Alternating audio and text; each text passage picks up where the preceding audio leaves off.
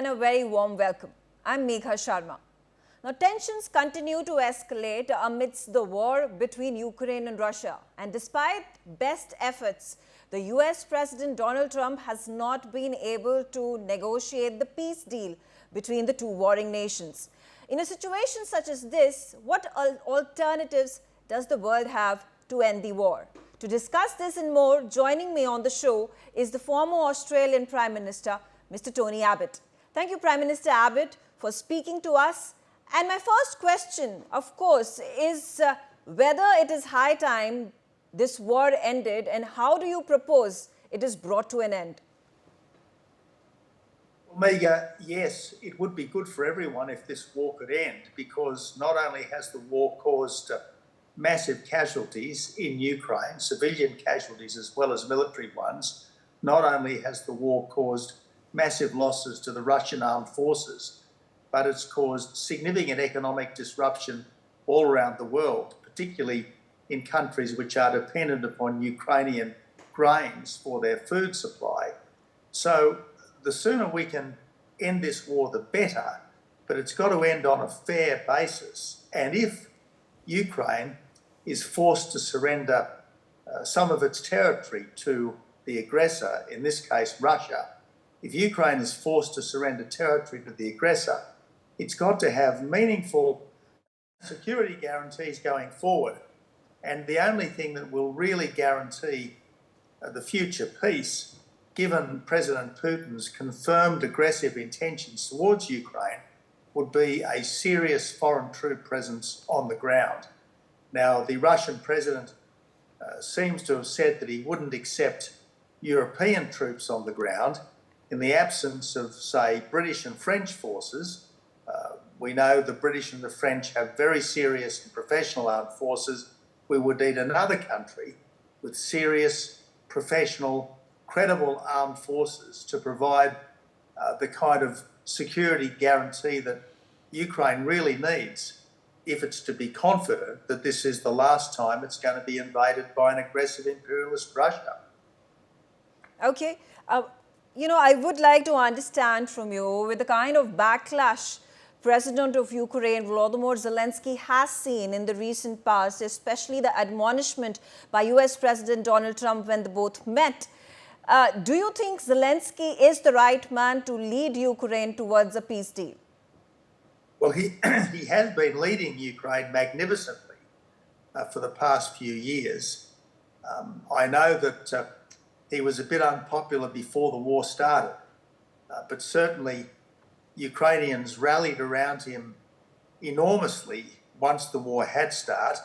And I guess all of us remember when the war started and Russian tanks and Russian death squads were heading towards Kyiv, he was offered a helicopter ride to freedom by President Biden, and Zelensky magnificently responded, "No, I need ammunition. I need ammunition, not an escape." Now, I think that put him in a league of his own when it comes to wartime leadership.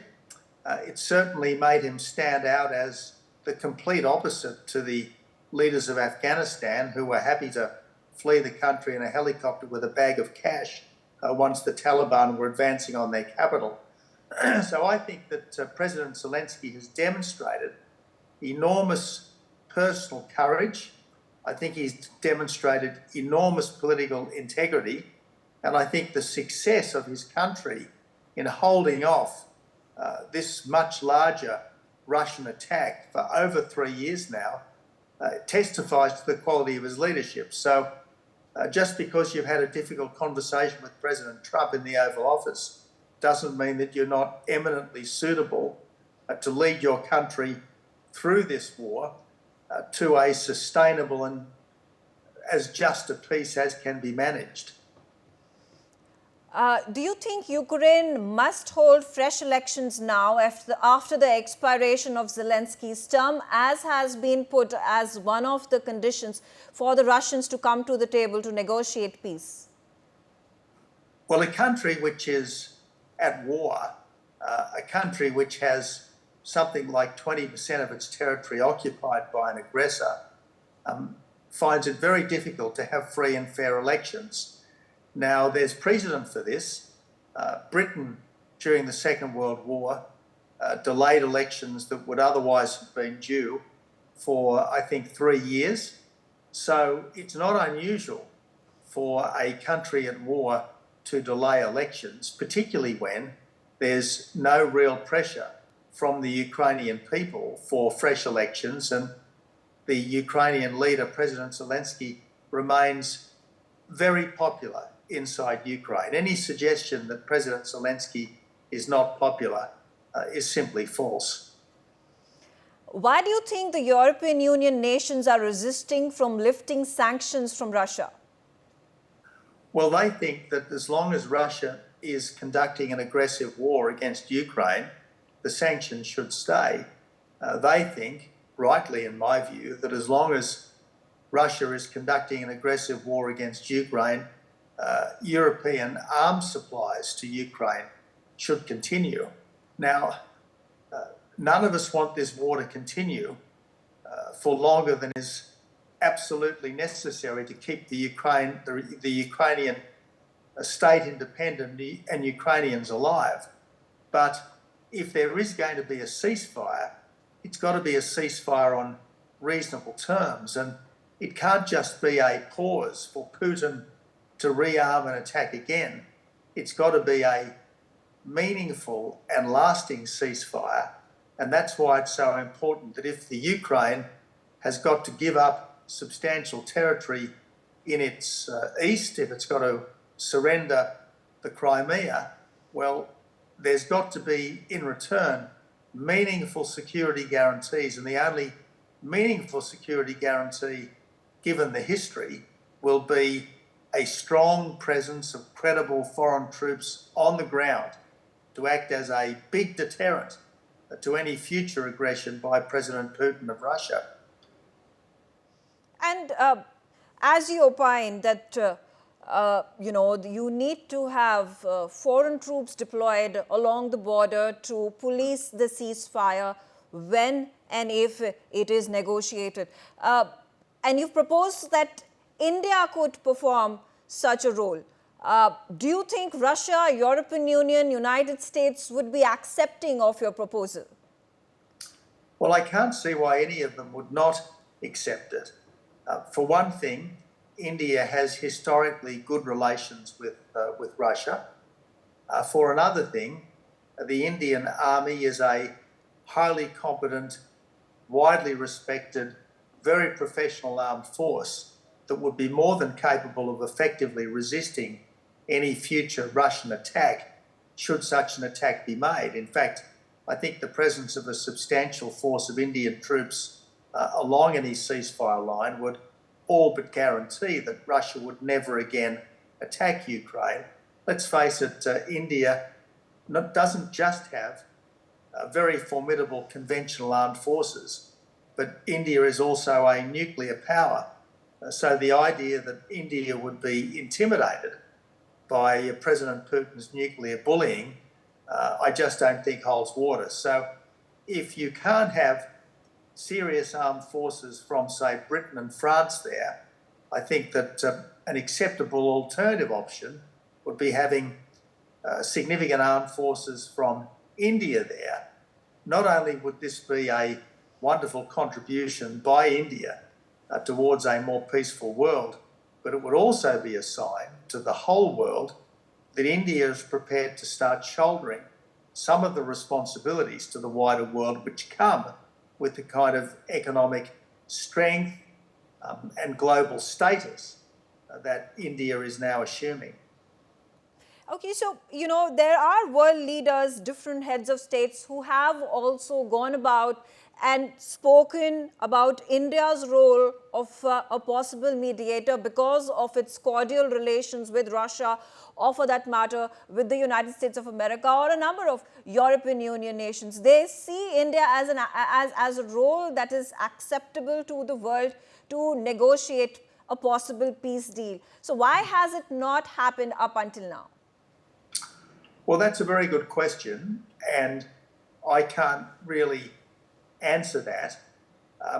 But the truth is that India is a very credible country with a strong economy, now the world's fifth largest, with strong armed forces, with its own nuclear deterrent.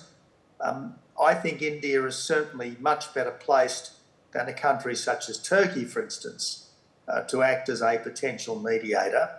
And as I said, given that there does have to be a significant presence of serious foreign troops on the ground to act as a guarantee of any ceasefire, I can't think of a better country than India if the British and the French, for whatever reason, are not acceptable.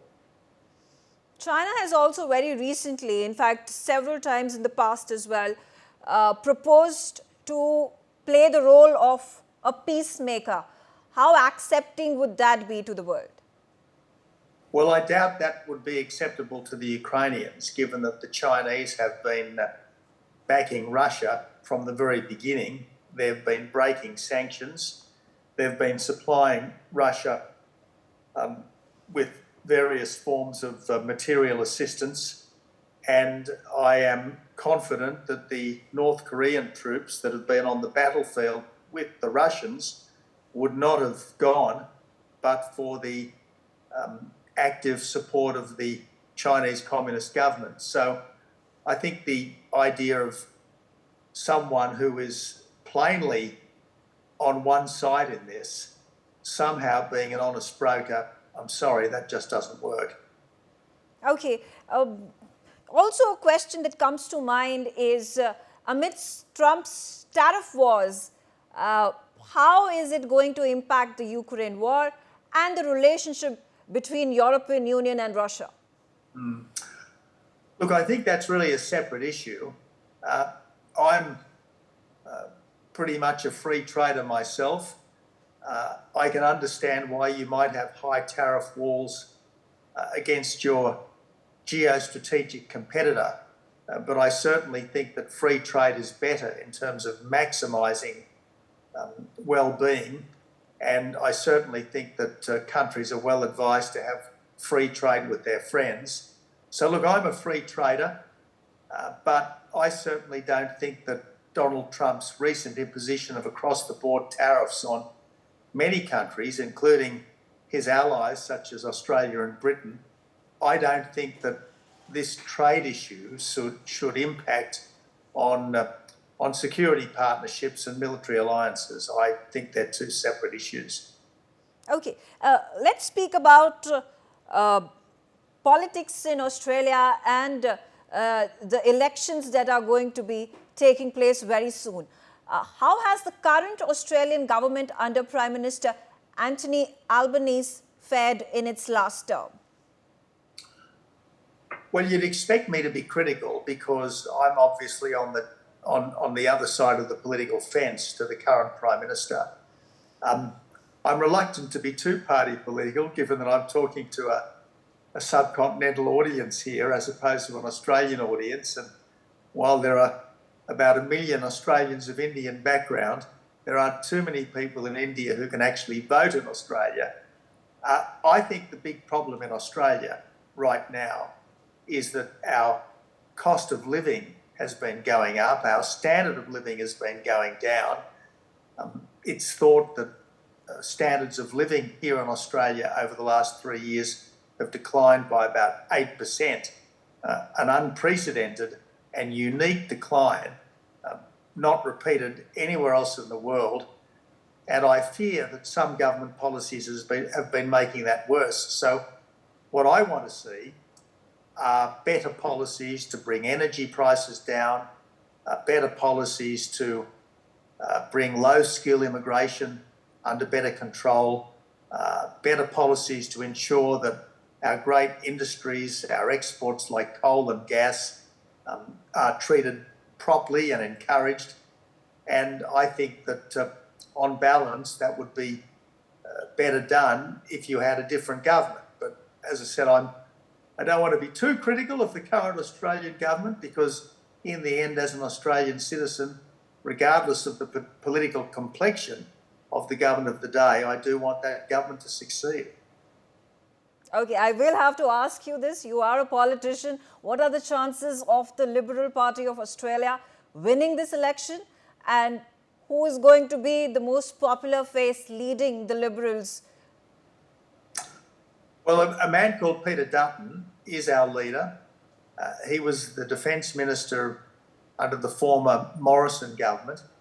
He's been in Parliament for a very long time. He was a senior cabinet minister in my government a decade back. He's a very decent man, a very impressive man. And should he get elected, I think he'll make a wonderful Prime Minister. I think he'll make a wonderful Prime Minister in the tradition of John Howard, by far our best recent Prime Minister. As to his chances, well, is his chance 40%, 50%, 60%, 70%? I don't know. All I do know is that he is a very credible contender for the top job, and I think he is highly competitive, to put it at its most reserved, when it comes to contesting and winning this election. All right, on that note, I come to the end of this interview. Prime Minister Abbott, it's always a pleasure speaking to you, and thank you for joining us on the show. Meager, it's an honour to be with you. Thank you.